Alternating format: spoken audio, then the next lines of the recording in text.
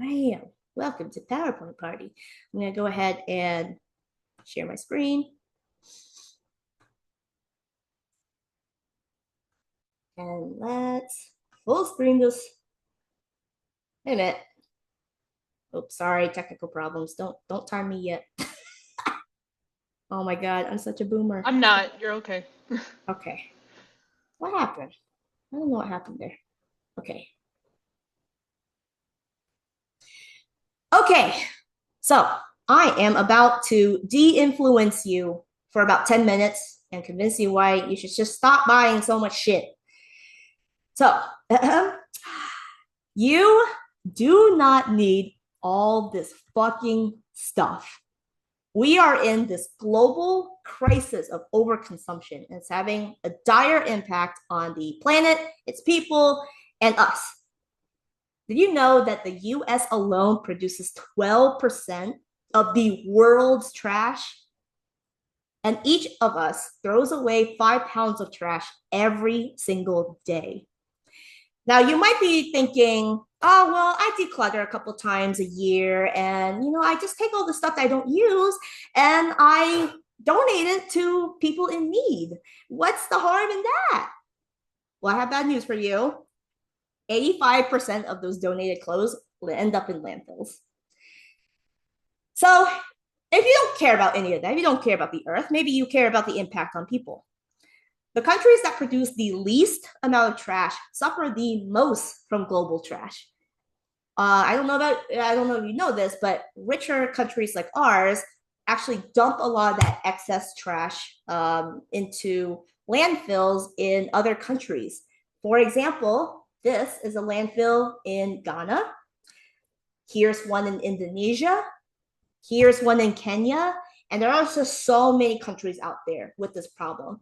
And what's so mind-boggling to me is that these countries, this is not their stuff. And they're having to deal with it, the ramifications of the environment, and just like the destruction of the atmosphere and the environment and landscape.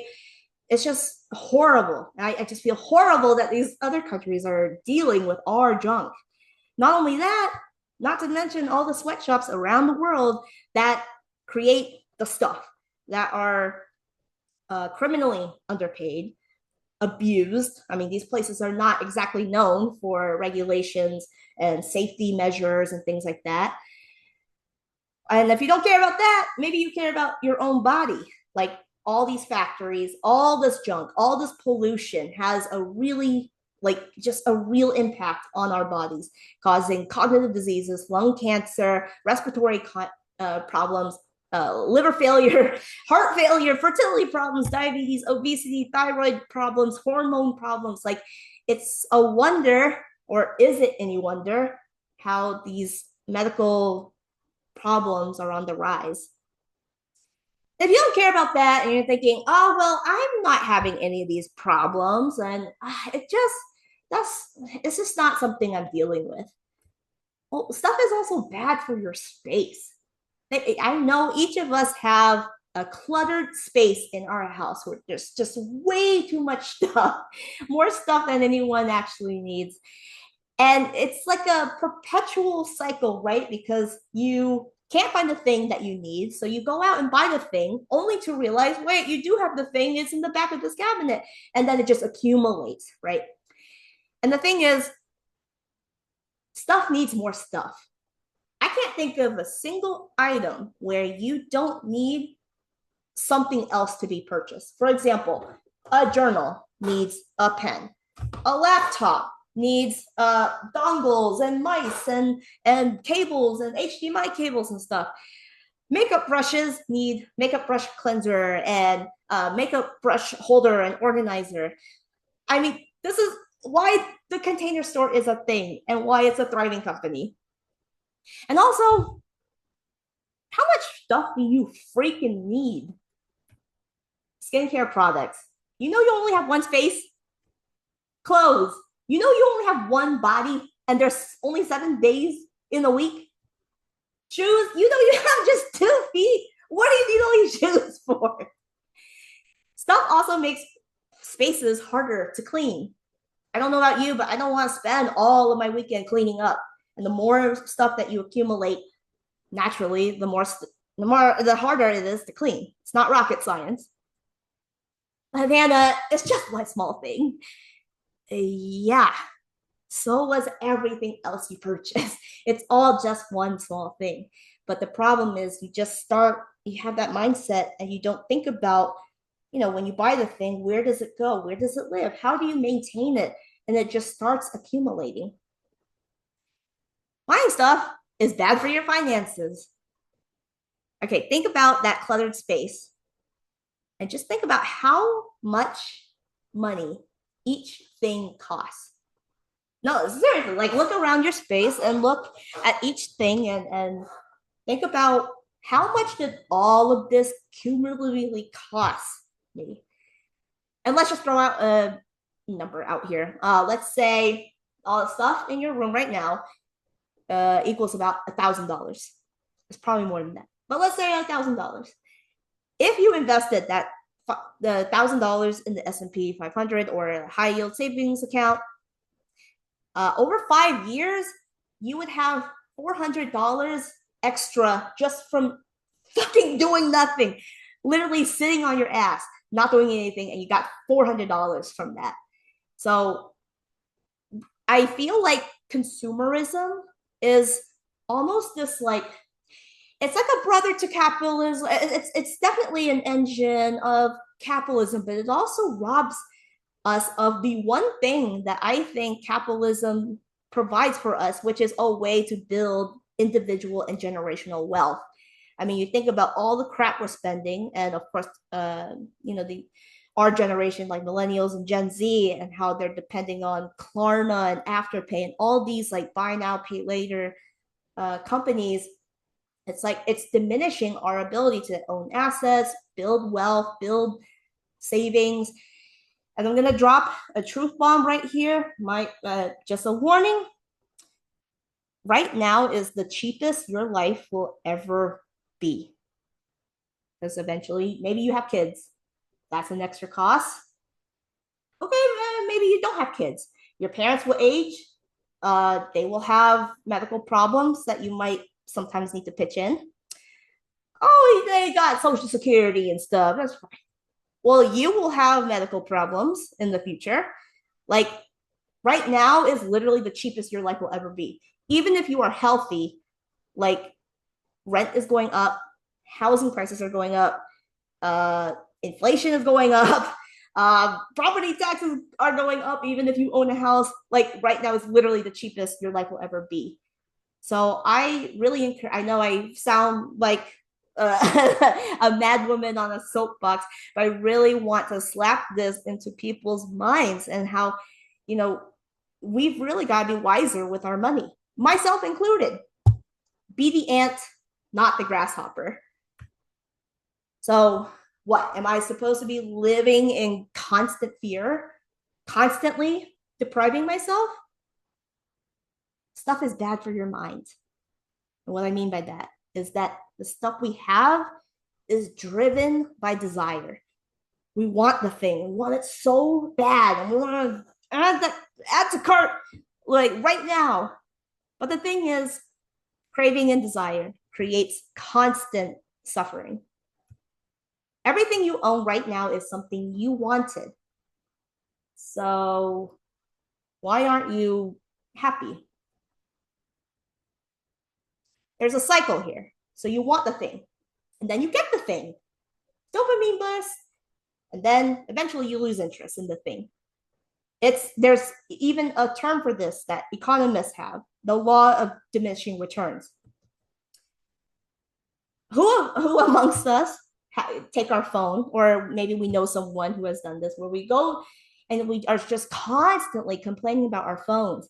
This thing is a piece of shit. It's so slow. It's so laggy. The pictures are so blurry, blah, blah, blah. Like 2 or 3 years ago, you wanted this thing really bad. And you're like, oh my God, I need the photo quality. Oh man, it's got like really cool features. It's got all the stuff. And like, I can't wait to go into debt for it. Yes. Eventually you lose interest. It's just a fact. And then once you lose interest and that happiness, that joy fades, then you feel the void. And the void can be very scary. Um, you feel lonely, you feel unfulfilled somehow. There's just this void. And when you feel that void, that is when you're susceptible to these traps. You see something that triggers that dopamine hit, and you want it, you get it, you lose interest, you feel the void, you want it, you get it, and it just goes on in perpetuity. So, what are we to do? Ask yourself, what void am I trying to fill right now? Am I hungry, lonely, angry? Am I tired? Am I feeling unfulfilled in other places? Like, what void am I filling with this shopping addiction right now? What am I trying to control? Is work getting crazy? Is family getting crazy? Like, what does shopping give you that illusion of control over? What insecurities am I trying to fix? Do I feel not pretty enough? Do I feel not creative enough? Not intellectual enough? Is that why I'm buying these things? Because I feel like this will help address one of these insecurities.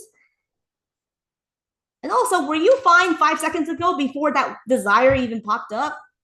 You probably were. So this void thing is where you really should address what you should really address to kind of break the cycle.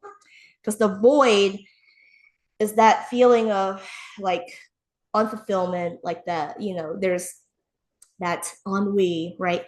And what's the anecdote to that? I know it's really simple, but I find that the void is perpetuated when we are mindlessly going through our days without thinking, and when we feel disconnected from people and we just feel isolated. And I think the key to that, to me, is mindfulness and love. Sounds really corny, but like when we connect with others, that void feeling fades. So whenever you're feeling this void feeling, I want you to remind yourself to take 3 breaths, thank something, thank someone. You already have everything you need to be happy right now. Let the desire fade. Okay, that's all good, but I'm still struggling with shopping addiction. Okay, fine. Here's some pragmatic tips. All right, so block the shopping sites, block Amazon, block Etsy, whatever your weakness is. Use the Stay Focused extension or the app. Both this has been the best blocking app that I've used personally. There's a lot of configurability in there.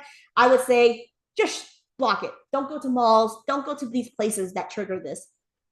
Number 2, set shopping category limits. Make a new rule. Don't buy any new blank until you run out of what you already have. For me, that was skincare and art supplies.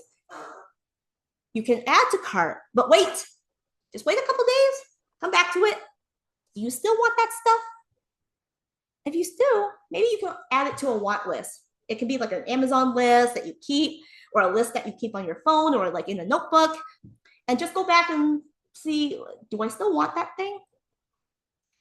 If you still, you can add it to a Christmas or birthday wish list. Get your friends and family to buy it. But go back and prune that list often. Set a no shopping day once a week or more. Dedicate a day or more to not buying anything. Put that money into a high yield savings account or an ETF. It all starts $1 at a time. Sometimes I like to tidy my space because it reminds me of how much I already have. And then finally, make a list of free things to do. What are some things you can do to socialize, to do self-care, to reward yourself and have fun without buying something? And for the love of God, stop buying so much stuff. Thank you.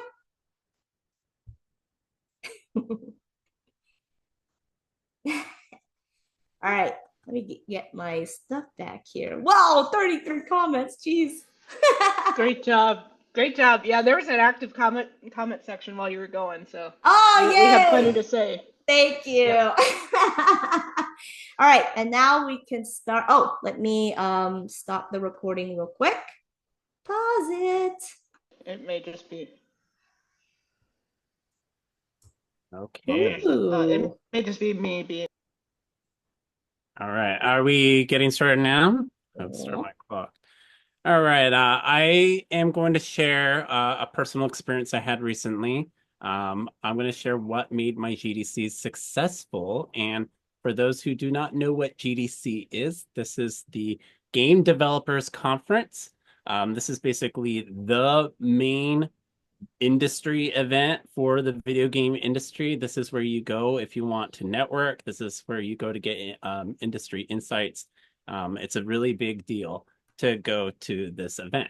And for those who are unfamiliar, I'm sort of in a career transition right now. So I did identify this as a key opportunity for me to go to this event and sort of put myself out there. And um, I've been to GDC 6 times now, but this was the first time I didn't go for work or for volunteering, just for myself. And that shift gave me permission to be intentional and to set goals and to prioritize my growth. And that's what this talk is about. And the reason why I'm sharing this is I feel like this doesn't have to apply to just GDC. You can apply this to any event where you want to get something out of it, but you don't know how to. Maybe my personal journey, you can take away some insights to see how I approach this and ultimately what made this a successful event for me.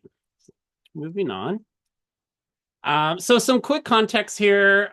You can read this, but I didn't go to GDC with everything perfectly lined up. My LinkedIn wasn't ready. I didn't have back-to-back appointments, but I knew what I wanted and I stayed open to how it might show up. And sometimes clarity comes from constraint, and having limited resources, such as funds, made me approach things with more focus. And I knew before going to GDC that I needed to really define a clear goal for myself. And my clear goal here was to get back into the industry, preferably with an in-house PR or product marketing role. And with that guiding North Star, that's how I planned out my strategy on how I was going to approach GDC. And to cover these bullets real quickly, I've already been actively applying to jobs. This included roles at Nintendo, which will tie into my GD experience. I did have these opportunities at GDC I did not expect that I came across and gave me opportunities there. And thanks to my past experience with GDC, I already knew how I wanted to approach this event with more intention and what to prioritize, what to skip, and how to really make every moment count. So I had to define what success looked like for me. So this is how I defined what success looked like. And I think each person can, take away something different from this, right? But for me, I define my success as momentum, visibility, and closure. And so this is how I planned before going to GDC. I planned with purpose, which is going to be a big theme here. Here's an image of what my Google Calendar looked like prior to going to GDC. You can see I was working Starbucks shifts beforehand and then literally had like back-to-back plans as soon as I arrived in San Francisco, which is where the event was being hosted at.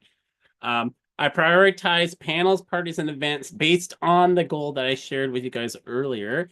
And I didn't really try to force myself to do everything. I really try to focus on the why I was there. So I wanted to make sure I skipped events that didn't align with what I wanted to accomplish. And that really gave me the permission, the clarity, and the energy to have these more like intentional and better meetings with people that were aligned with what I wanted to get out of this event. But this also allowed me to stay open to serendipity. Even though I had this schedule, I wasn't beholden to it.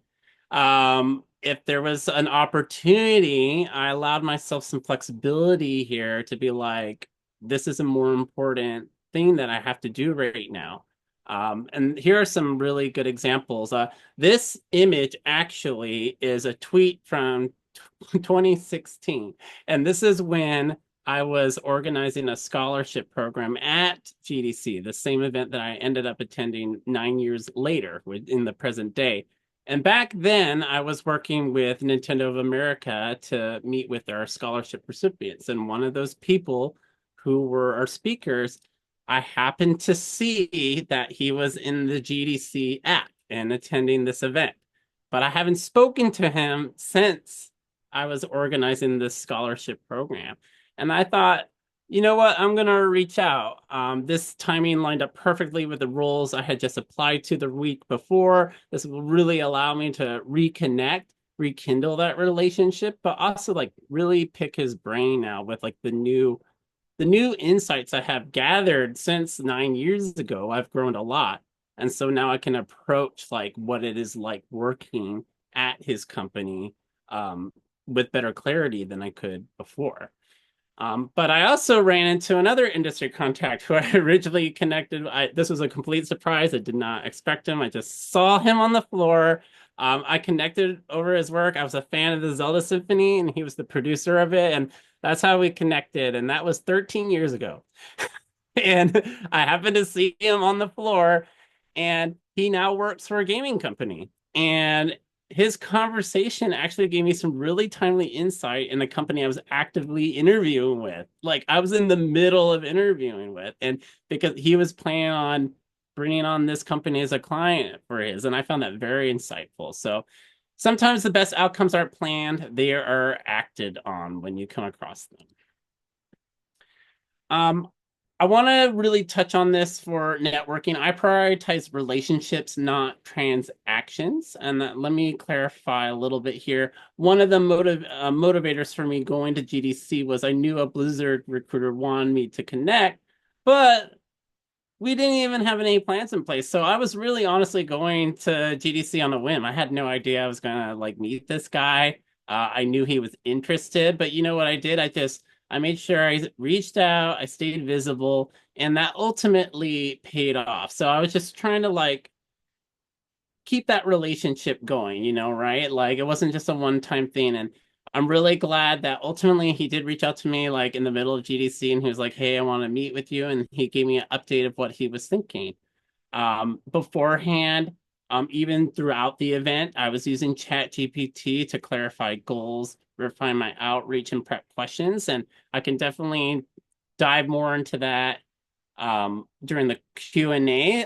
That's a whole presentation by itself, but I found that would be a very helpful tool. I honestly sort of used it as a therapist even at times to be like, am I like am I like approaching this the correct way, or am I like bugging this person, just to just to make sure like I was approaching things, with a relationship in mind and trying to not come off as transactional. And then I took notes after every meaningful conversation, which really helped with these follow-ups, by the way, because then you are able to tailor your follow-ups to, be very personal and specific instead of being very broad and, full of ask.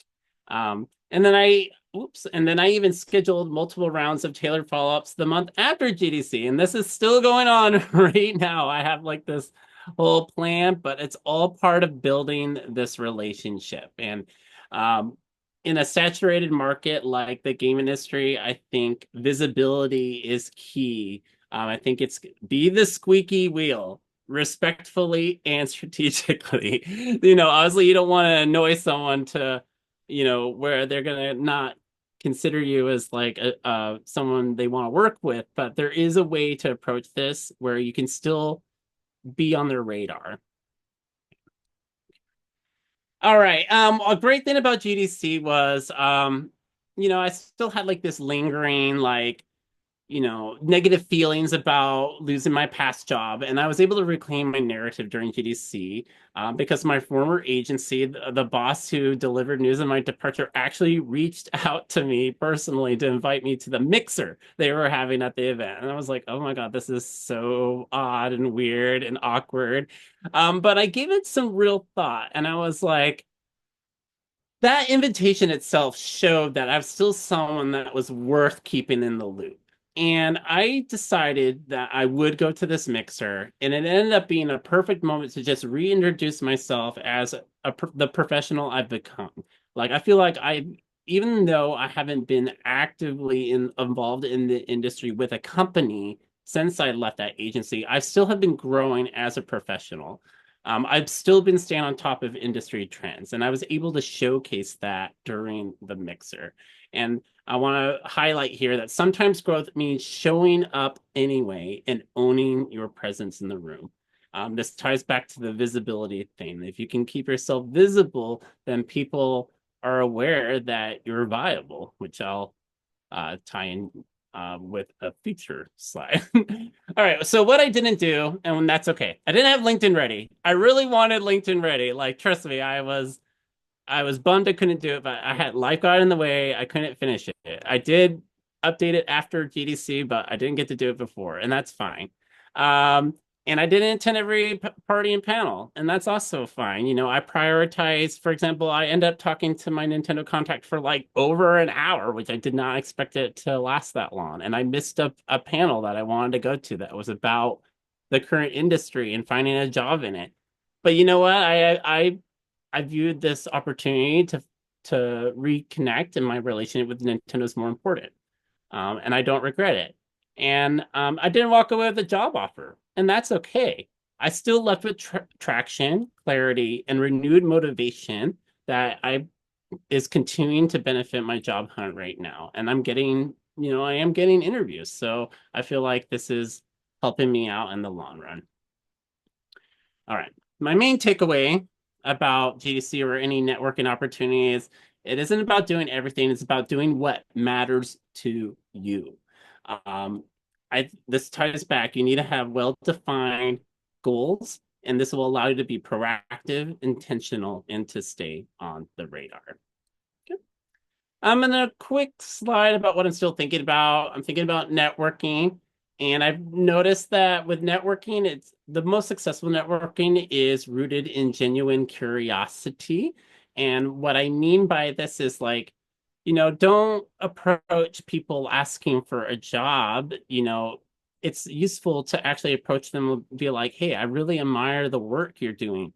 Would you be open to sharing your journey? Like, share with me how it is like doing the work you're doing, how you got to where you are. And when you can form like these type of ongoing conversations, I feel like they will lead you to better opportunities in the long run. And it helps you also discover what you really want out of a job. So connections are always greater than transactions, always. So, all right.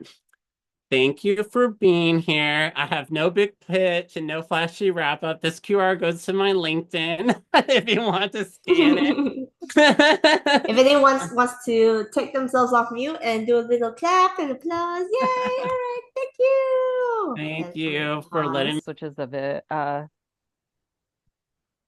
I'm doing graven images, which is about Victorian cemetery symbolism because your girl's morbid. So I have a huge love for history, and I find cemeteries to actually be quite chill places to be. So I'm gonna do that on something I love. So I guess the next thing to talk about is why is there so much effort put in to Victorian cemeteries? Like if you go into like Oakland Cemetery or something like that, you see like they're beautiful grounds, everything's there, so much upkeep, everything's gorgeous. So why? What's the point of it? Beyond like memory and it's a historical place. A lot of the imagery you see there is was created because of illiteracy and to fight that. So symbols were really easy to use as a way to say, hey, this is who this person was, or this is what they did, or this is, how they came about or whatever, without somebody actually having to know how to read. There's also a huge revival in ancient cultures, really interested in um, especially Greek and Egyptian type of stuff. So you're seeing a lot of talk about the idea of death from those perspectives. You're also creating public spaces. Believe it or not, in the Victorian era, it was such a huge deal to go have picnics in cemeteries that they kind of almost became public parks before public parks were a thing. Um, there's actually a Denver, there was actually a big problem in Denver because people kept going to the cemetery so much that they had to call the police out to basically tell people to leave because there's too many people. Additionally, any the more ornate, the more gorgeous your tomb or marker, that basically says, "Hey, I got money." And then there's also the romanticism of it. So moving on, we're going to talk about the obvious. You've got your angels, crosses, love, rose, all that sort of stuff. Quick, interesting thing is that the death head, which you see on the side there, was actually redone later by the Victorians into the cherub. So you'll see like the cherub head and the wings as a more interesting version or less creepy version that the Victorians were really, really focused on. Later on, you'll see like earlier, you'll see like little angel faces and stuff like that, which is also cool. But the cherubs were the ones like with a really fat cheeks and stuff. Everyone knows the square and compass is focused on the Masons and all that sort of stuff. So let's talk about some stuff that you will see in a very common in a lot of just general graveyards, but why are they there? So if you find a lamb, that usually means that this is the resting place of a child, usually a child that was born or died before the first year. You're also going to see urns. Urns are the idea of symbolizing the soul. Sometimes you'll see urns with like this really kind of, it looks like a frilly tassel or something up on the top. It's actually supposed to be a fire flame symbolizing the eternal soul. But then you'll also see a lot of drapery around these urns. And in the Victorian times, urns weren't used for actually burial. They weren't used to keep ashes or anything like that. They were purely decorative. But the idea of the veil that was covering the urn was sort of the idea of the passing between worlds, the veil of life and death, the veil between those worlds. And then when you come to the obelisks, again, because people were like nerding out about ancient Egypt, and you'll also see columns and stuff like that.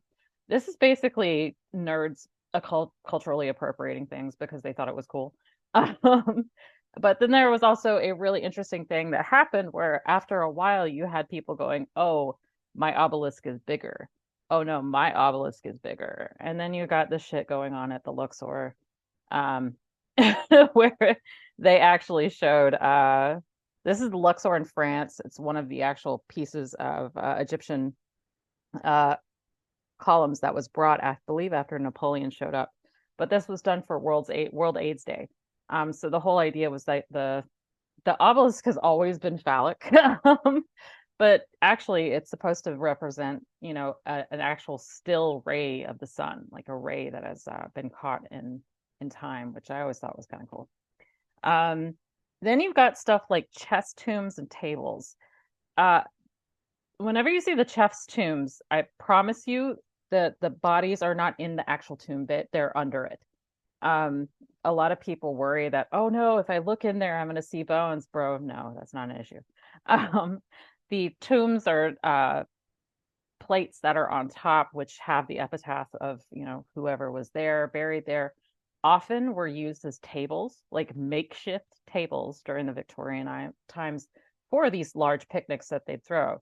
So like Aunt Doreen was buried over there, but she had a table, flat surface. So everybody, like she was the buffet, where everybody was getting their food and fixing their plates, or even just eating in general. And because that became such a big deal, Victorians started actually making tables and chairs and stuff like that so that they could just eat there normally in their own little private area. You'll also have a lot of stuff like the fraternity symbols, the Masons with the square and compass. But then you have stuff like the Oddfellows, which I see this all the time in Oakland Cemetery. There are these 3 links of chain over the clasping hands. And it's sort of like they're the friendly order of like people who are like super into doing charity work and stuff like that.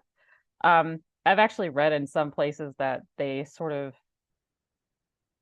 when you go to Victorian era cemeteries and you see all these fraternity symbols, you're actually looking at people's gang signs on their on their tombs, because it was kind of a way that they had like this sort of rivalry going. In some cases, it was like a normal, like, okay, whatever, rivalry, but others at times it was a bit more playful, and others it wasn't. So it's just an interesting thing. So these are personal faves that I have of my own. So the chains of marriage is one that I find really cool, where you have a hand from above and a hand from below, and then the links between them. So the chains of marriage are the idea of like you have a marriage that surpasses both life here on Earth and life in the afterlife. And then the chains represent the generations that you've created beyond there. So you've got, I think it's like 7 chains there. So that's 7 children, which is really, really helpful for a lot of genealogists when they're looking at different, when they're looking at different graves and they don't have much understanding of who these people are, or they don't have those records. These little symbols can actually give them a physical record that they know is accurate because they were created in that way. You've also always got the anchors, which are really popular. Hope, usually also, there's sort of this idea that, faith is the anchor of hope and all that kind of stuff. But most of the time when I've personally run into it, it's just like, hey, this dude worked on the ocean, and they just make it look real pretty. The other thing that I really love, and another personal fave, is the clasping hands. Now, you might see this with the Oddfellows for sure, but in areas where you don't see the chains above them, that's actually talking about the parting and reunification. So the parting of death and the reunification in the afterlife of people who were going to be dearly missed. You'll see it a lot on marriage or couples graves. There's one that I absolutely love, and I cannot remember where it is, but it's in a Catholic and a Protestant area where both graves of a husband and wife were buried by the wall. One side was Catholic, one side was Protestant, and they actually carved hands reaching over the wall and clasping at each other as a way to sort of show how, despite all their differences in faith, they still loved each other and would reach out for one another. So that was one that I love. You've also got the pointing hands. Pointing hands are one that you see quite often. You're more likely to see hands pointing up, which is basically saying, hey, if you want me, I'm in heaven. Sometimes if they're pointing down, it's a sort of a memento mori, being like, hey, remember, you're going to be where I am soon. Or it can also mean that that person died very suddenly, which is something that I find very interesting. Usually you'll know the difference because if somebody died suddenly, they're going to have a lot more imagery of representations like showing that. So you might have specific flowers, or you might have other, broken boughs, or like flower buds that have been cut off, things like that. Willows are one that I see quite often. They're typically meaning, sorrow of somebody passing, but oftentimes people are like, oh, they're sad that this person's gone. And it's no, like when you see a willow, like it is life altering mourning of somebody. And in some cases, it's also meaning that somebody has died unexpectedly, whether they were old or young, it doesn't matter. But if you might actually see some willow trees shown with a branch on the bottom below them, or a branch falling off. Again, you have that sort of life cut short analogy. And then one that I also love is the more architectural ideas, which is the arches. Um, Arches are representations of the gateways between worlds. You have also the gates of heaven and all that kind of stuff. But for me, I just find them so interesting because they have like of how they represent the arches. So is it more Gothic? Is it more Greek? And usually in those cases, you'll actually know more about who those people were and why they chose those things just by looking at what they chose for their own tombs. So I'm going to go into two other like really deep deep cuts here. So the tree stones, you will actually see some of these around in the Atlanta area. So tree stones are graves that are carved out of whatever, limestone, marble, and they look like cut trees. Sometimes they'll also look like cut trees that have been stacked into wood stacks and stuff like that. These were actually popularized between like I think it was the 1880s to the 1930s. And the whole reason it became a thing was that it was an insurance scheme. Basically, this one guy was like, hey, I'm going to create the Woodman of the world to create an life insurance scheme to specifically pay for burial expenses for working families. So yeah. So some wait, no. Oh well. it gone. Anyway, the other thing I love is wow, okay. Floral language, which you're gonna see. Anytime you go into a Victorian era cemetery, you're gonna see flowers everywhere, and they can be planted. You'll actually see plantings of them, but most of the time they're carved into them. Plants are never just plants. Everything on a grave has meaning or purpose, and symbolism is usually taken from mythology and religious doctrine based on those ideas. So, for example, you might have ivy, or you might have roses and all sorts of stuff. These were usually used to describe specific things about the person who's passed. So, like, for example, if they had a thistle on it, you might say, okay, that means Scottish ancestry. Alternatively, it could also mean somebody who had a hard exterior but a soft heart. And cut buds are often seen on the graves of kids. All of these were very expensive because they had to be custom made and hand carved.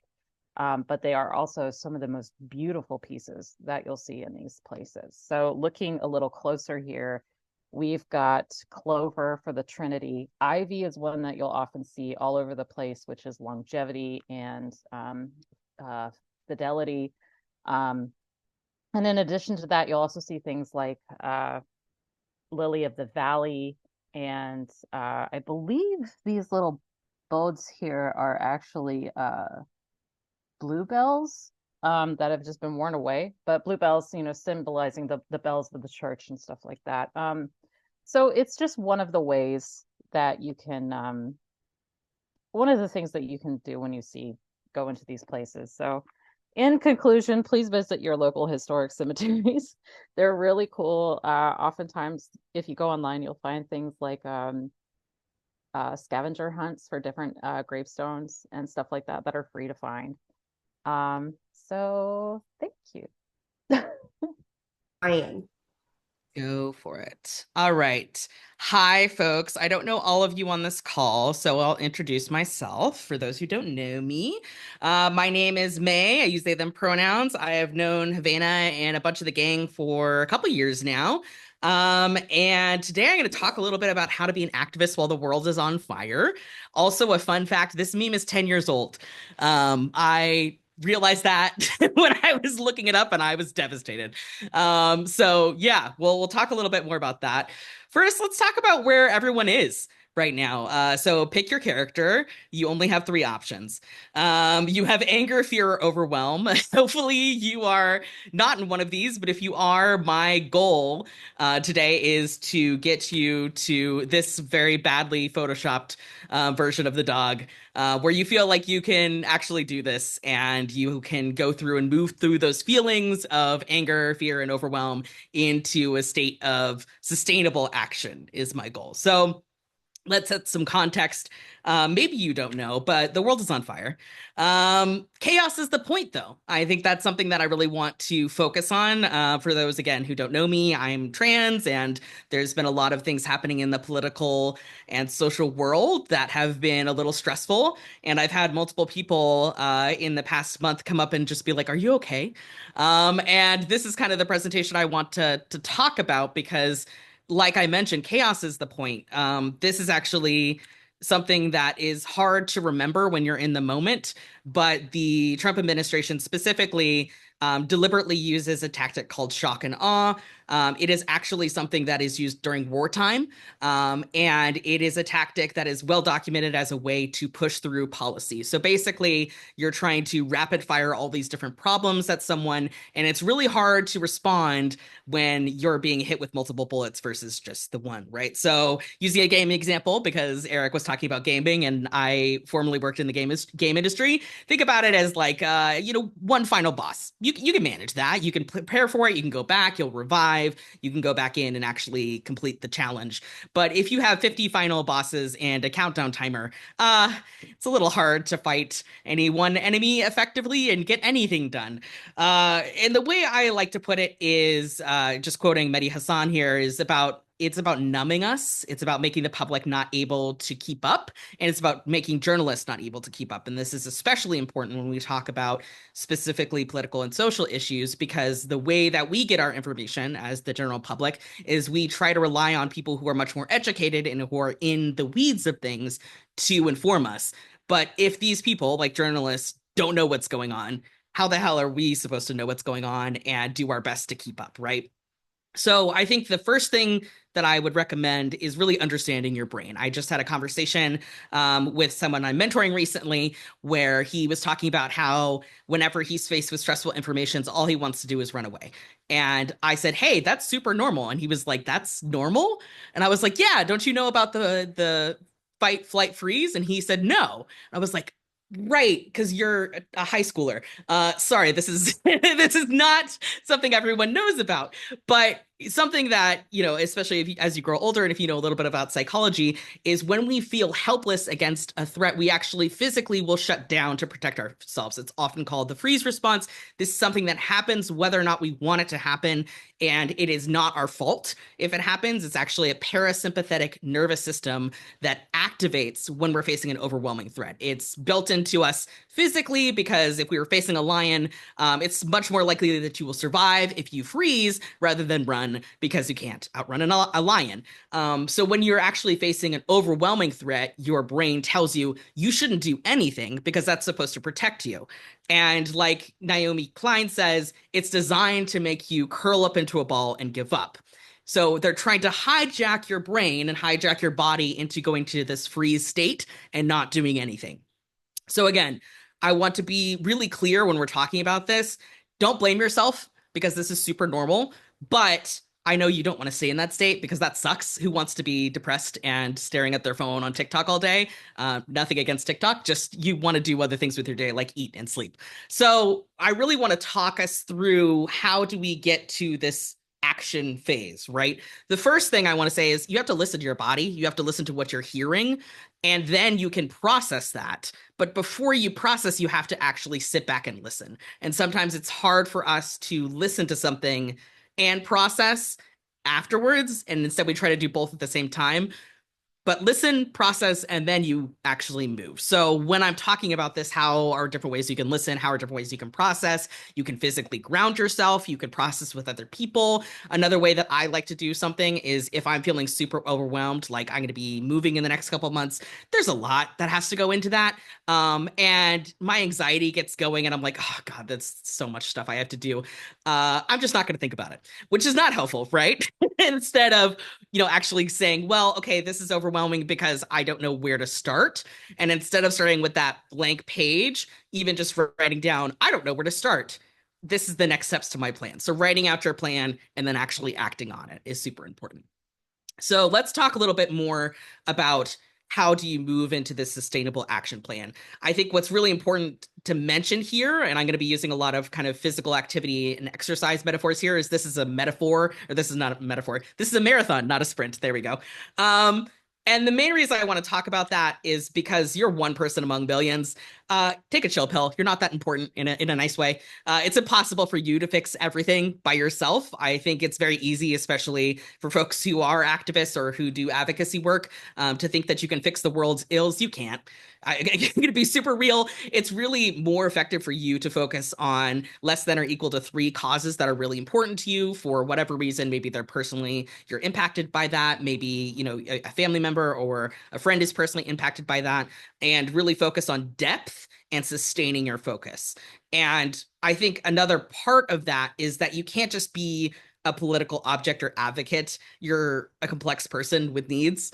Again, you can't be politically on all the time. I think there's an assumption, especially for people who are people of color, who are trans people, who are any kind of marginalization, or any identity, that you have to be, your identity and who you are is political, which it is. But also, you know, you got to take a shit every once in a while. Like you weren't politically taking a shit. You like, you know, like I'm not political all the time. You got to take breaks, and you got to keep your efforts focused on when you're actually focusing on the politics and when you're focusing on you as a regular person, right?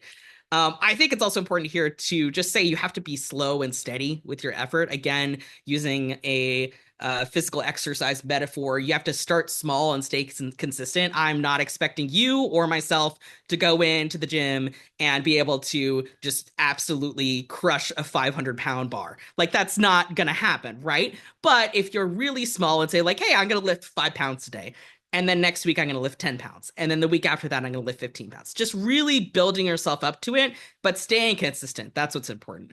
And I think, again, going back to this idea of exercise, every small step is a foundation to the steps you'll take in the future, and it's going to be important no matter how small that step itself is. I think also when we talk about advocacy, it's important to note that advocacy takes lots of different forms. I think everyone thinks you go to marches, you go to political protests, you participate in a die-in. All these things are incredibly important, right? Like large group action, especially collective action, is super important. But there's other things you can do too. So you could do small group action. That could be things like building a community or talking about your lived experience personally, volunteering, call banking. The two on the left are actually, that is a local community garden in Santa Monica, where I'm based. And then at the bottom is Food Forward, where they go to all the different farmers markets in the LA area and they collect extra food, and then they distribute it across the LA area as free food as part of shelters. Amazing project. So just small volunteering efforts that make a huge difference. Another thing that I've been participating in personally, like I talked about with someone I'm mentoring, I'm working with a lot of foster youth who are aging out of the foster system, and some of them have never met a single adult who has not been paid to talk to them. And that blew my mind. And being able to be there for these kids slash young adults, that's a change, right? That's important. So I think finally, I want to make a point here that individual action is super important. And this could be anything from making posters. I'm super introverted. I may not look at right now, but I don't like people. And so making posters is a great way to participate in large political action and not actually have to go and get overstimulated. You can also do things like investing in important causes, like Trevor Project is my personal favorite. Voting. Another thing that I recommend to folks is synthesizing information to others or suggesting good synthesized news sources to others. A lot of the times when you meet people who maybe are not political or not politically engaged, they may just not even know where to start. And saying like, hey, here's something that I listened to that has a good kind of overview can be super helpful for them to not feel overwhelmed by like 15 different political podcasts that you would recommend them.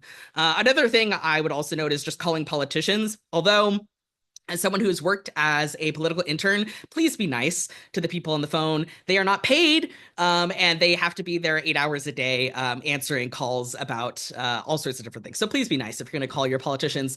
Most of the interns are very, very young and doing their best. And finally, I want to kind of conclude on this idea of learning from past movements.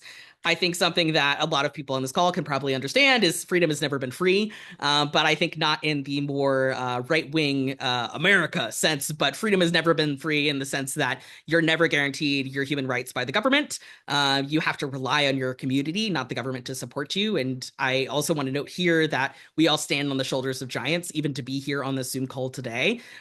You yourself are an inspiration to yourself and to others, and keep that in mind as you are continuing to work on yourself and be socially active.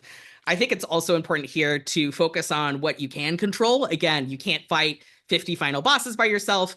And, you know, maybe you can't go to every single large political rally out there, but when you can join large group action and practicing local community building and support, like I mentioned. Something that I've been practicing personally is proactive generosity. And that's just giving of yourself both in money, in time, and in attention to other people without the assumption that they're going to give it back to you. And strangely enough, there's scientific evidence that you're more likely to see more generosity back to you the more you give it, which I love. Also, again, protecting yourself above all, starting a positive thoughts practice. One of the things that I've been doing personally is I have a group chat where no one shares their names or identities. And all I do is I text things about my day that bring me joy. And that's the whole group chat, is just like a little news feed of things that I'm finding fun. It's just my Skyrim, pictures for my Skyrim gameplay. So it's not that exciting, but I find it exciting because I get to share the fun things that are happening in my life. Another thing, and Havana stole this from me, and that's why I'm taking her firstborn. Asking yourself, what am I feeling? And what feeling am I fleeing from or fleeing towards is a great way to think about, like, why am I picking up my phone? Why am I doing this? And just checking in with yourself in that way. I have 2 more slides for you. I think, again, it's important when we're talking about this to put your own oxygen mask on before helping others. That's something that I'm constantly repeating to myself. Also, this idea of existence is resistance. It is a phrase that's super important when we talk about any kind of political activism, because you yourself are the most important person in this room, no matter of anyone else. And I'll leave you with this. This is a quote that I've had going on in my head for a really long time from Dan Savage. It's, "We buried our friends in the morning, we protested in the afternoon, and we danced all night. The dance kept us in the fight because it was a dance we were fighting for. Keep fighting, keep dancing." And I think that's something that's really important. This idea of we must dance because we're fighting for the dance. This is specifically in reference to his work during the AIDS crisis as well. And I'll give some final thank yous, but I'll take any questions that people have. Oh my gosh, I can't believe that. Great. Well, super excited to present this. Let me see if I can pull up center mode. All right, cool. All right. Actually, I feel like this is a good transition from May's topic about activism and joy building. And I want to talk about actual physical, them as metaphor, but like actual physical exercises, and talking about how really like joy as a form of not just activism, but also just like sending good energy into the world. And I also want to use this presentation to help destigmatize some of the potential or past stigmas around like pole or pole dance. So this is my presentation. So why do I want to talk about pole or pole dance? Because it has been my recent new obsession, and it really helps me learn a lot about myself. And there are some really good insights that I want to share. So why did I actually get into pole? Like, pole has been around, but recently I've been really practicing the beginner's mind. So that's the idea of really starting something new and learning something new from the beginning. When, like we've done a lot of practices that we're so used to, and sometimes things just become autopilot mode. So I want to challenge myself with physical activity, with learning something new, and also just really practicing patience. Because I think when I was little, I was really eager to make progress and I felt frustrated if I didn't. So as an adult, I really want to challenge myself and grow in that way to have more patience. Um, and also, because pole and pole dance is a very physical activity, and I haven't really been exercising very much pre-pandemic, even during the pandemic. So I just wanted to also like get uh, building more of a mind-body connection with learning something new. And it looks like it's kind of fun too. So reason number two is that pole has really been a really good vehicle to help me claim myself and claim my joy. So in my expired first marriage, I really realized that on reflection, I contorted and minimized myself. My ex-husband didn't even want to exercise or go out most of the time. So I also took that on and mirrored that, thinking that like that was healthy for some reason.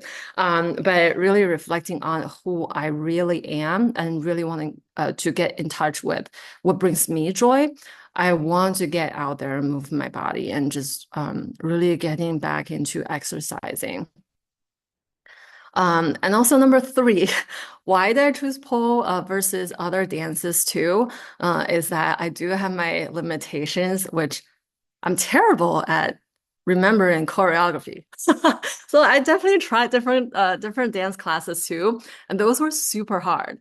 But for pole, it's like you don't really need a lot of backgrounds. You don't need to be super good at remembering like an extended amount of moves. Every class, you might just learn one, two, three moves. That was easier for me, like way easier to handle. And then number four is like what was really, really surprising for me, and I just so love that, is that pole is also a huge community-based sport, which means like the community is exceptionally diverse and supportive. And every time you go to a class, like someone's gonna cheer for you. And you're also showing up for yourself, which I think is so important. And I just really love that I've made so many new friends and connections while improving myself. So that's why I actually got into pole. And a quick history about pole and pole dance. So in my research, I've actually learned that there are some ancient origins to inspire the current like pole sports. So the first one is actually Chinese pole. So you can see on the top image where there are two poles and people are actually just climbing them. It's mostly a male sport from way back in the days. And people were really focused on the strength and agility where people can like move between the the vertical poles and like jumping around. And then the second one that was so fascinating to learn. It's from India. That's the Malakam. This pole is built for showcasing the male strength. So you see this like wooden pillar that's oiled and greased, but you can see like how cool like they are. Actually just getting on the pole and performing a lot of moves. Huge respect for them. So moving on to recent and more relevant history, this is where a lot of the more like sexual or sensual context to pole came from.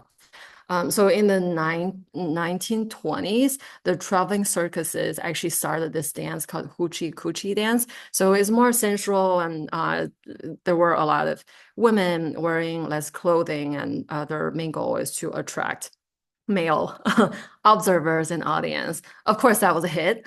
And then that definitely took on more popularity where in the 1950s, strip clubs started to get more traction.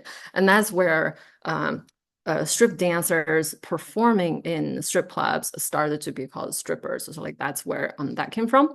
And then it was more tied to more of a sexualized performance than anything else. However, in the 1990s, Fania Monday was actually the first person to bridge the gap between that like pole as like erotic dances versus pole as an exercise and sport. So she was actually the first exercise teacher who helped popularize pole more as an exercise and fitness. And moving on to now, there actually has been a lot of efforts like trying to push pole into the Olympics because it's basically, you know, like vertical gymnastics and dance. When there has been a lot of resistance with the more of a sexual origin, as well as a lack of shared scoring rubric, people started to form this international pole sports federation where people can still compete even though it's not the Olympics. And most recently, I'm more familiar with the pole station in the United States, and that was super cool. So you can see I have a picture for how the pole stage is laid out, and people can either perform more on the static pole or spin pole, but people do have options, and there's a lot of different diversity. So based on your different skill level that I'm gonna actually go into. So basically, ancient sport, more recent, relevant, and going to now where we are right now. And before we go into the categorizations within pole, I also just want to like take up space and recognize that it's so diverse, and no matter how old you are, no matter your body types or skill levels, everybody is so welcome into the studios. And especially if you are a stripper or a sex worker, people want to honor that part of it because of workers that now get to as more of a more love that some these ones that so it's definitely level because people with so many skills. So there are categorizations for people to self-select and take classes that are within their skill levels. So level 1 is just like super basics. Level 2, you are definitely getting stronger from level 1. And the requirement is that in general, you need to learn how to invert. And that's what I've been working on, like super hardcore. And I just love getting stronger from that. And then level 3 is more extended combination where you've built up your skills, and then now you can actually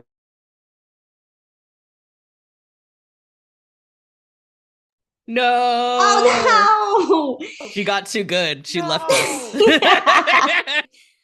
Damn it. Oh, dang. Well, This she'll is be so back. sad. All right, I'm gonna pause it for now. Okay. All right. Darn. Let me oh, okay. All right, well, we'll just do this.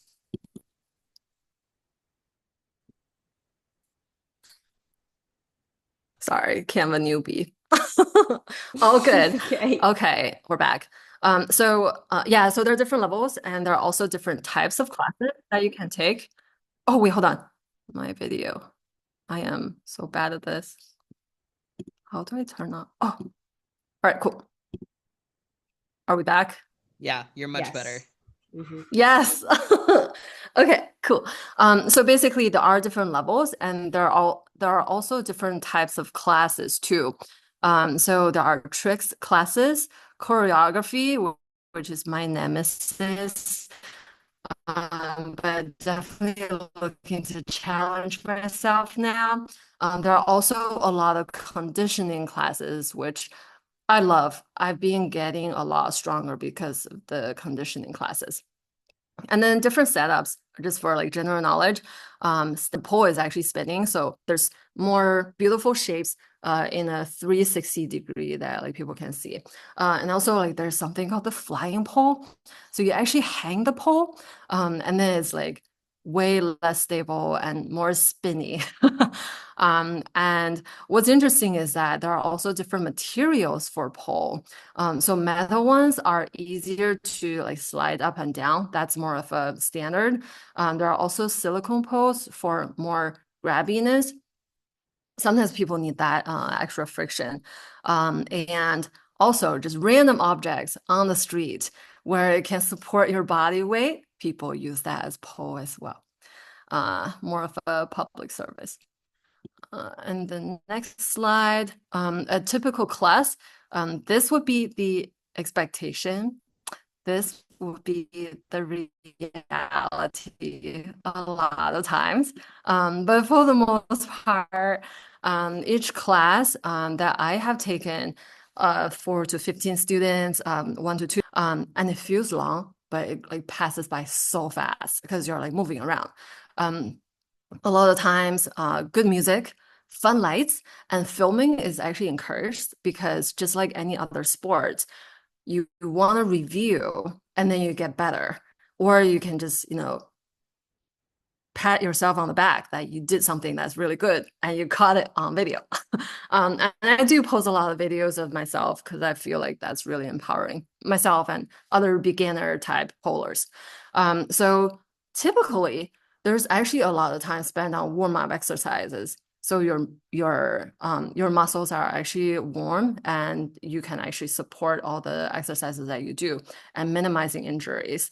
And then you learn like 1 to 3 new moves and then you cool down and reflect on what you have learned and what you want to work on. So I love that mindfulness of that. And I love that classes are also sufficiently challenging for all the different levels because people of different levels do attend those classes. So variations for beginners, intermediates, advanced, or if you're injured, the instructors can also help you like find the right way for you to exercise without furthering your injuries. So the next section is interesting things I have learned. It's all about that skin. It's good friction, baby. So why people are wearing so little doing pole is because you need that skin to grab onto the poles. And also, I love this good framing called pole kisses. Those refer to the bruises that you will get. And you will get a lot of bruises. And also, I love my calluses too, because those really help me grab onto those metal poles. And what also surprised me was warm-ups took so long. Sometimes I would take 40 minutes to warm up, depends on the complexity of the moves. So it's such a good way to activate your muscles and minimize injuries. And on that topic, injuries are actually really common, but maybe not for what you think. Beginners are prone to injury just nonstop. I was one of them. I didn't want to stop. I want to go every day. But then your muscles are not strong enough. You're not giving them enough time to recover. That leads to more injuries. And I actually had some injuries that prevented me from taking more classes. And what also surprised me, maybe not surprising, was that I watched so much my own videos. I was like, darn, I did that. I'm so proud of myself. And also just learning from my past mistakes and like build better on that. And also a lot of polars post a lot of videos as such a supportive community that we all like cheer each other on. So that was really beautiful. And one last slide, just other big takeaways. I've really learned that I need to grow on my own timeline. Sometimes it's so easy to compare with other people who have been there for way longer time. They're way ahead. But I'm telling myself, as long as I keep showing up, I get better for myself. I should compare with my own self. And number two, like going back to maybe like activism, etc., rest is integral. It's so important to rest so you can go further. And I love number three, which is a quote from one of my pole teachers. Sometimes you just can't do the things you want to do. Today might just not be the day, and that's okay. You can come back. You can keep practicing and showing up. So highly recommend it. Very inclusive, very supportive community. That's it. So, all right. So I'm talking about linguistic relativity and how language enables the invasion of Ukraine. So just some background knowledge. Hi, I'm Maddie. The only person I think here who knows me is the other Maddie, because we work together. But some fun fact about me, я говорю немного по-русски, which is I speak a little Russian. I began learning Russian in 2016 as a way to connect with my in-laws who were living in Moldova, which is a previous part of the USSR.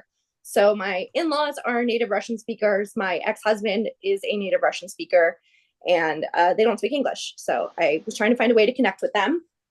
As the Russian invasion of Ukraine began, we were on full alert because Russia does keep soldiers in Moldova. They were shooting some of their missiles at Ukraine over Moldova's airspace. So there was a lot of concern for the people of Moldova that they were going to also be hurt. And so we were having to plan my in-laws' evacuation routes and things like that. And also just, obviously, it's a very important thing to stay up to date on. So we were watching the news in my household in Russian, in Romanian, in Ukrainian, and in English.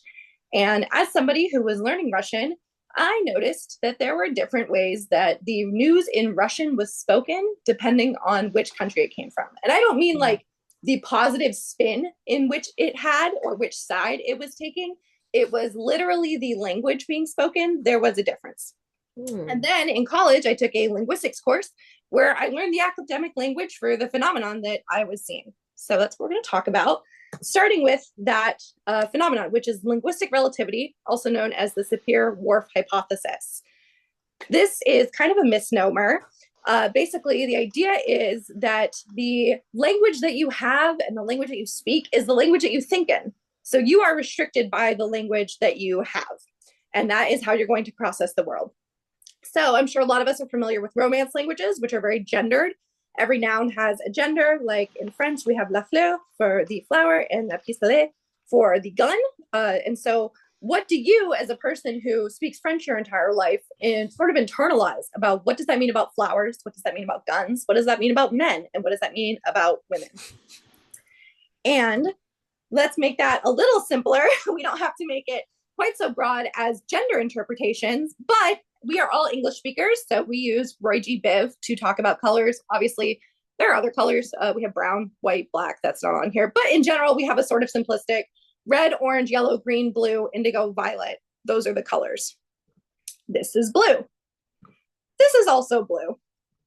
We understand that these are different shades of blue, and you could say, well, that's navy blue, and that's a light blue. But at the end of the day, these are both the same color to us. They're both blue. That is not the same in Russian. So dark blue is called sivy, and light blue is called goluboy. So these are completely different colors to Russian speakers. As if to you, I was trying to tell you that green and blue are the same color. That is what happens if you try to convince a native Russian speaker that these are both the same color. It is deeply confusing. I have gotten into arguments with native Russian speakers about holding up two blue shirts and saying, well, they're both blue. And they're like, these are not the same color. It is a completely different color to them and ridiculous to think you could group them together, even though in English, we would see those simplistically as the same color. Now we have to tie in Ukraine. A lot of you probably know what I'm about to say next because it has been on the news pretty frequently since the invasion started in 2022. But for those of you who are unfamiliar with Ukraine, Ukraine was a part of the Russian Empire in the 18th and 19th centuries. After the Russian Revolution in 1917, Ukraine gained independence for 4 years. And then in the USSR, they were absorbed. And it wasn't until the USSR fell 70 years later, they regained independence again. And then in 2014, Russia invaded and annexed the region of Crimea, which they still currently have. And then, of course, in 2022, Russia invaded Ukraine again. Now, this is part of Russia and Putin's argument for why they get to keep Ukraine. As Ukraine was a part of us before, it should be a part of us now. So this is all context that they will use to justify part of the invasion. But there are other parts of Ukraine besides just the geographic history for why it's considered part of Russia. The origin of the name Ukraine literally means part of Russia. It's on the edge of Russia. It's the border of Russia. So even its very name is defined by its relationship to Russia. And in English, we also do this to Ukraine. So you might have heard older politicians, like Joe Biden did it constantly, refer to Ukraine as the Ukraine. And it's not a mistranslation because the word "the" does not exist in Russian or Ukrainian. They don't have definitive articles. So that's not a mistranslation we picked up somewhere. That's something we made up ourselves. And Anatoly Lieberman, an etymology specialist at the University of Minnesota, talks about this distinction and how it came from us understanding the translation of Ukraine as the borderlands and the border. So we called it the Ukraine. But since the fall of the USSR in 1991, that has fallen out of style, and you should simply call the country Ukraine, which again is why we see a lot of older politicians who would have grown up and started their political career referring to it as the Ukraine still kind of slip up now and then. Now, this seems kind of silly, but as Professor Lieberman talks about, this is hugely symbolic, and it is a linguistic representation of their independence from Russia. Duolingo talks about this in an article that they put out about how using "the" is demeaning and subjugating to Ukraine because we're treating it as an area or region like we do with the Midwest or the South. And then Catherine Graber, she says that this distinction between "the" and "nothing," and then what I'm going to talk about later, is literally about the political sovereignty of Ukraine. So now I get to teach you some Russian.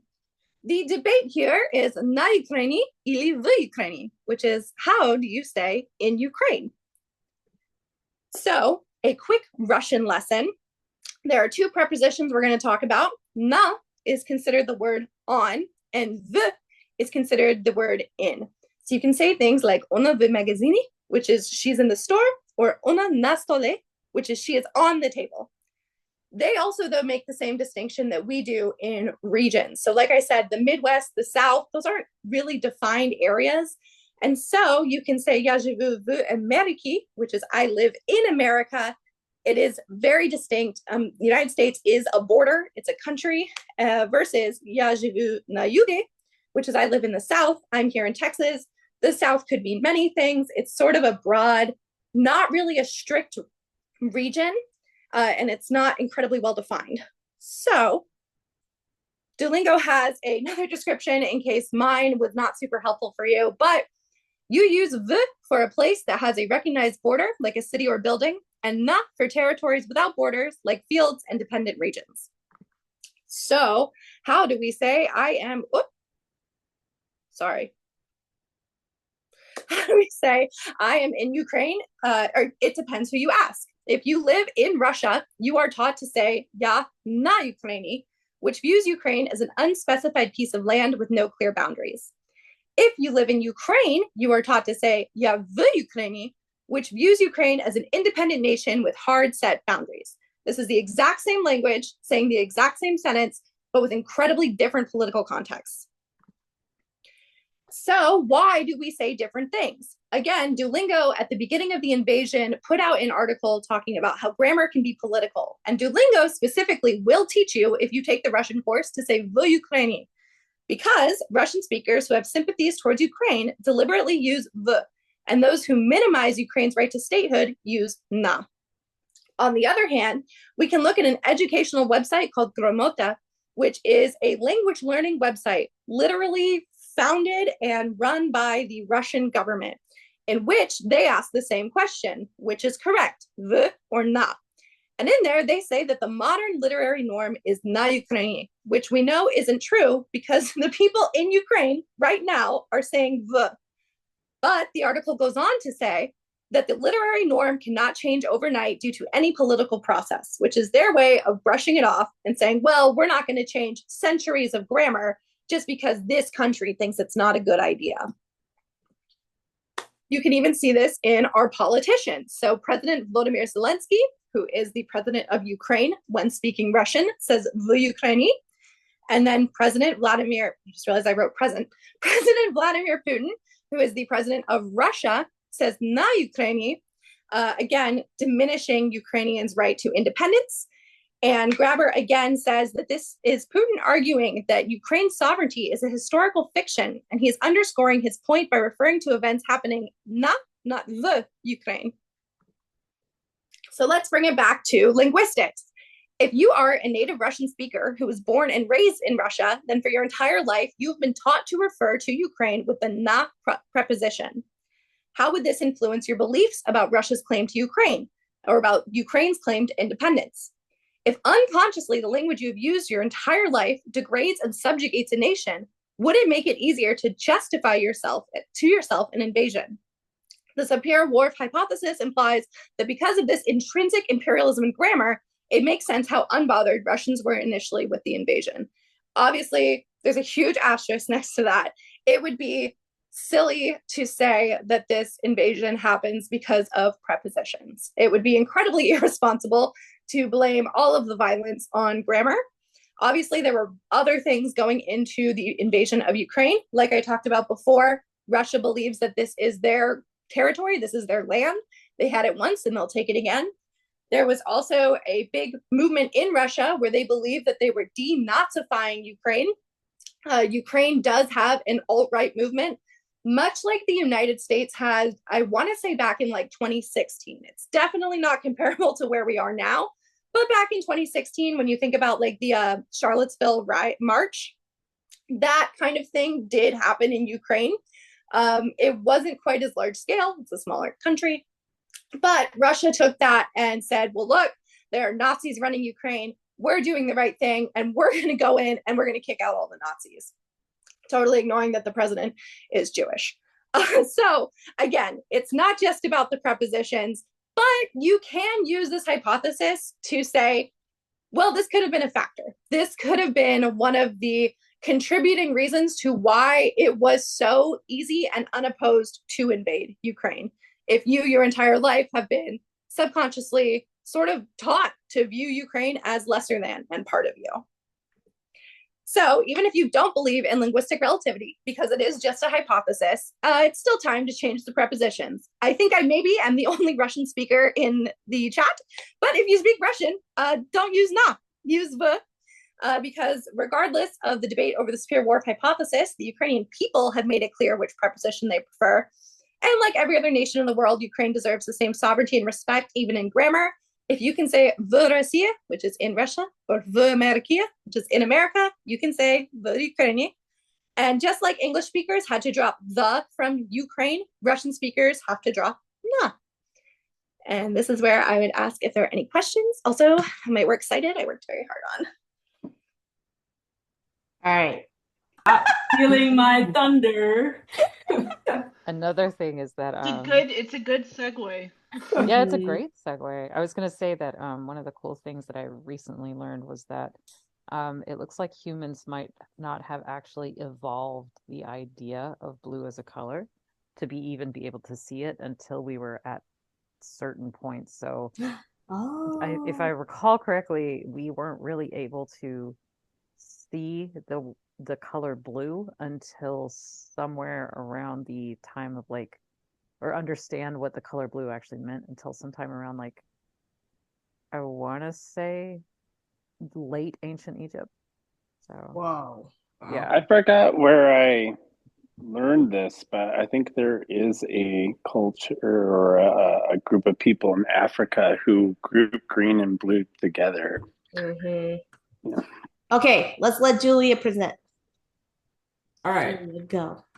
So I didn't go too deep into this because there was so much to learn about the color purple, not the movie, the actual color. But yeah, that's what I'm gonna talk about. Because so I got this idea from Basically, I travel every year for tattoos. That's like my birthday present to myself. And I've heard all of these tattoo artists talk about how difficult purple is to make, and they don't like tattooing in purple, and they can't find a purple that looks like purple, like it always looks like mud on people's skin. So I was like, why is purple such a big deal? So that's why I chose this. All right, so I'm gonna do like a brief history on the origin of purple. I'm gonna talk about it being so rare internationally and just everywhere in general. And then I'm gonna round it off by talking about tattoos, because that's my thing. All right, so origin of the color purple, not the movie. Okay.